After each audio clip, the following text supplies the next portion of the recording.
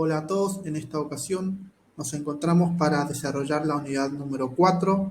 Hablaremos sobre la dinámica y para ello es necesario definir conceptos como fuerza, elementos de una fuerza, componentes rectangulares en caso de que ésta forme un cierto grado de inclinación con cualquiera de los ejes, ya sea vertical u horizontal, cuáles son los diferentes tipos de fuerza que desarrollaremos, las leyes de Newton, el concepto de trabajo, energía cinética y potencial, y por último, potencia.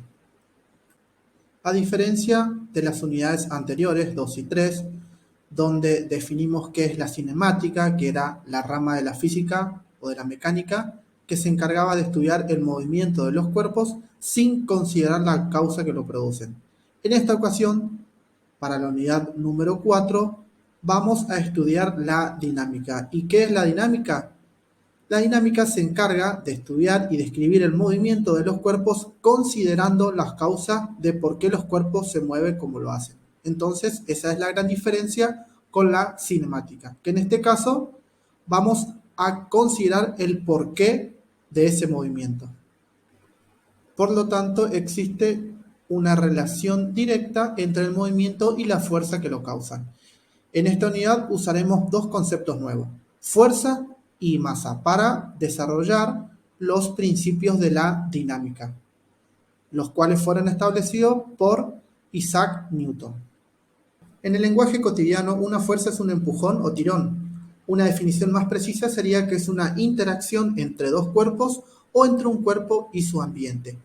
Tiene dos efectos sobre los cuerpos. Uno de ellos es deformar los cuerpos, que es un efecto estático, que lo van a desarrollar en una de las unidades de la materia física 1 cuando la cursen. Y el otro efecto es modificar la velocidad, que es lo que nosotros vamos a desarrollar en este curso introductorio. Cabe destacar que una fuerza es una magnitud vectorial. ¿Qué quiere decir? Que tiene un módulo, una dirección y un sentido. Es decir, podemos empujar un cuerpo o tirar de él en diferentes direcciones y sentidos. ¿Cuáles son los elementos de una fuerza? ¿Cómo se representa? En la gráfica tenemos un punto de aplicación donde se ejerce esa fuerza, el módulo o la intensidad de dicho vector, una dirección y un sentido. Como se mencionó anteriormente, una fuerza F puede formar un cierto grado de inclinación, ya sea con un eje horizontal o vertical. Como se ve en nuestra gráfica, tenemos una fuerza F que forma un ángulo alfa con el eje horizontal. Por lo tanto, podemos descomponer sus componentes rectangulares de esta fuerza F en f de x y f de y. En la parte derecha, con esas componentes y esa fuerza F que forma un ángulo alfa, armamos un triángulo rectángulo. En base a conocimientos previos de trigonometría, podemos determinar los valores de esas componentes f de x y f de y. En este caso, la componente rectangular en y sería el cateto opuesto al ángulo alfa. Por lo tanto, la función trigonométrica que me relaciona el cateto opuesto y la hipotenusa, f, es la función seno del ángulo, que queda determinado por f de y sobre f. Y al despejar f de y, me queda como resultado que esa componente vertical es igual a la fuerza f por el seno del ángulo. Caso similar ocurre con la componente horizontal, que sería mi cateto adyacente de este triángulo rectángulo. Por lo tanto, la función trigonométrica que me relaciona el cateto adyacente con la hipotenusa es el coseno del ángulo. Y al despejar, queda que el valor de esa componente rectangular en x es igual a f por el coseno del ángulo. En este curso introductorio hablaremos de tres tipos de fuerzas de contacto comunes: la fuerza normal, fuerza de fricción y por último la fuerza de tensión. El tipo de fuerza normal es ejercida sobre un objeto por cualquier superficie con la que esté en contacto. ¿Qué quiere decir esto? Al decir normal, nos está diciendo que dicha fuerza actúa perpendicular a la superficie de contacto sin importar el ángulo de la superficie. Como pueden observar en la gráfica, existen dos gráficas diferentes. Una de ellas, el cuerpo está sobre un plano horizontal y la otra está sobre un plano inclinado. En ambos casos pueden observar que la fuerza normal actúa siempre de manera perpendicular al objeto. Luego tenemos la fuerza de fricción, que es una fuerza ejercida sobre un objeto por una superficie que actúa paralela a esta, en sentido opuesto al desplazamiento.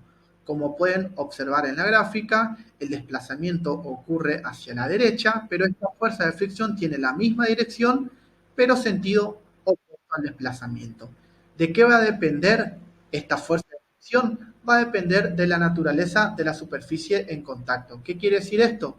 Que no es lo mismo una fuerza de fricción en una superficie lisa que en una superficie áspera.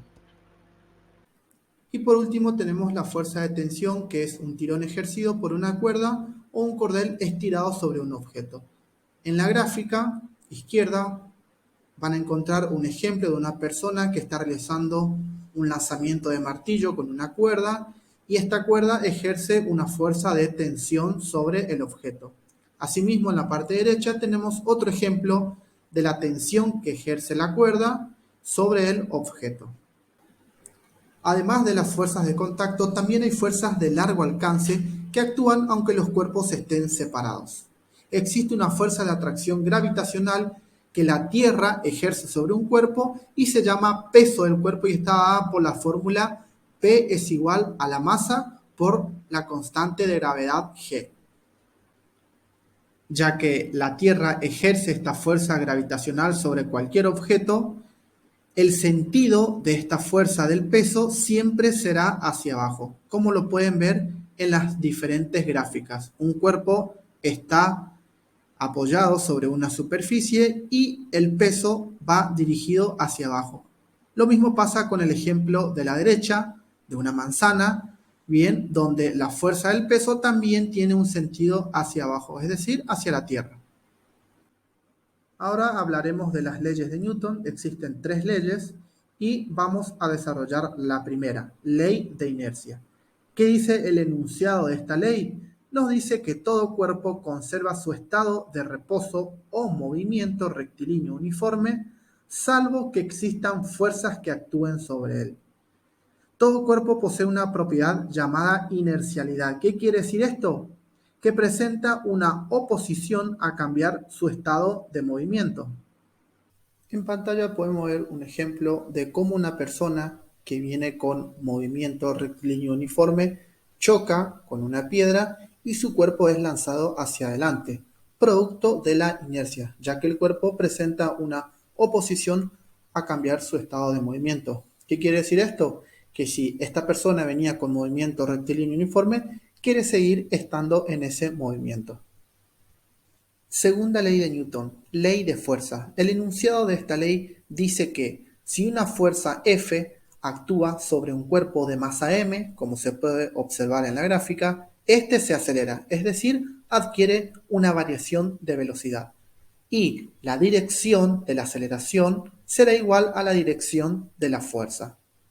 La fórmula queda representada por F es igual al producto de la masa por la aceleración.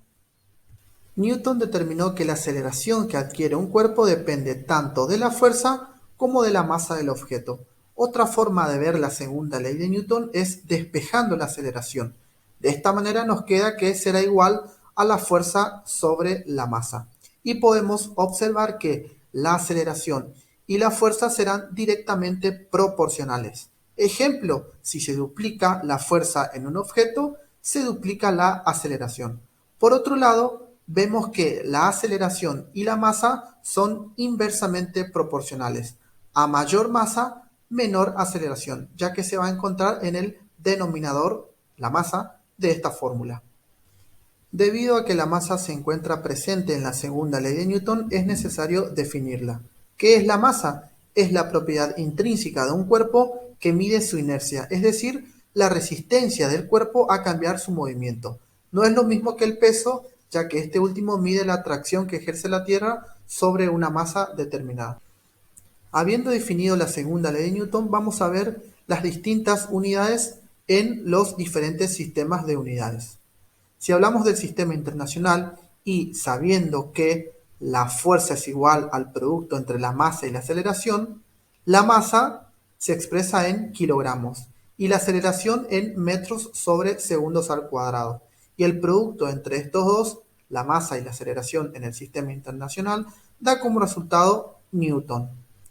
Siguiendo con el sistema sexagesimal, será el producto entre gramos y centímetros sobre segundos al cuadrado y da como resultado dinas. Y por último tenemos el producto entre la masa en el sistema técnico, que se expresa en UTM, y la aceleración, que también se expresa en metros sobre segundos al cuadrado. Y como resultado obtenemos el kilogramo fuerza.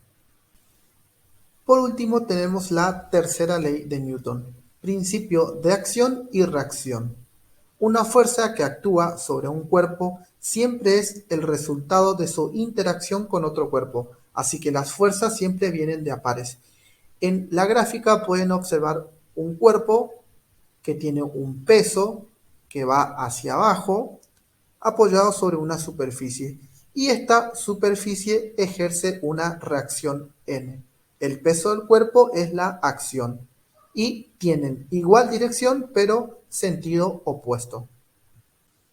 Entonces, al interactuar dos cuerpos, las fuerzas que ejercen mutuamente son iguales en magnitud y opuestas en sentido. En el ejemplo que ven a la derecha de una persona pateando un balón de fútbol, decimos que el cuerpo A, que es la pierna, ejerce una fuerza sobre el cuerpo B. Tenemos la acción. Y B ejerce una fuerza sobre A, o sea, el balón ejerce una fuerza sobre el pie de la persona. Sería la reacción. Estas fuerzas tienen la misma magnitud, pero sentido opuesto. Y la fórmula nos queda que F, que ejerce el cuerpo A sobre B, va a ser igual y un signo menos por el sentido opuesto de F del cuerpo B sobre A. Ahora hablaremos del trabajo en física. ¿Cuándo se da ese trabajo? Efectuamos un trabajo ejerciendo una fuerza sobre un objeto mientras éste se mueve de un lugar a otro, es decir, sufre un desplazamiento. Vamos a considerar una magnitud desplazamiento S en línea recta y mientras el cuerpo se mueve, se aplica una fuerza F constante. Definimos al trabajo W realizado por esta fuerza constante como el producto entre la magnitud F de la fuerza y la magnitud S del desplazamiento. Por lo tanto, la fórmula nos quedará que W es igual a F por S, fuerza por distancia. ¿Sí? El trabajo efectuado sobre el cuerpo es mayor si la fuerza F o el desplazamiento son mayores. Las unidades la veremos más adelante. La energía cinética está asociada a la energía del movimiento. El trabajo total realizado por fuerzas externas sobre un cuerpo se relaciona con el desplazamiento, los cambios de posición, pero también está relacionado con los cambios de la velocidad del cuerpo. Entonces definimos a la energía cinética como el producto de un medio por la masa por la velocidad en ese punto considerado elevado al cuadrado. Entonces el trabajo total queda determinado por la diferencia entre la energía cinética final, es decir, en el punto 2, en la posición 2, menos la energía cinética en el punto 1, en la posición 1. ¿Sí? Por fórmula quedaría un medio de la masa por la velocidad en el punto 2 elevado al cuadrado menos un medio de la masa por la velocidad en el punto 1 elevado al cuadrado. Esto es el teorema de trabajo y energía.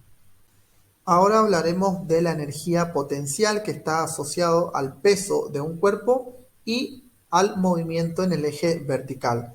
Si realizamos un cierto trabajo sobre un cuerpo elevando lentamente hasta una altura, este trabajo sobre el sistema debe manifestarse en forma de un incremento en la energía del mismo.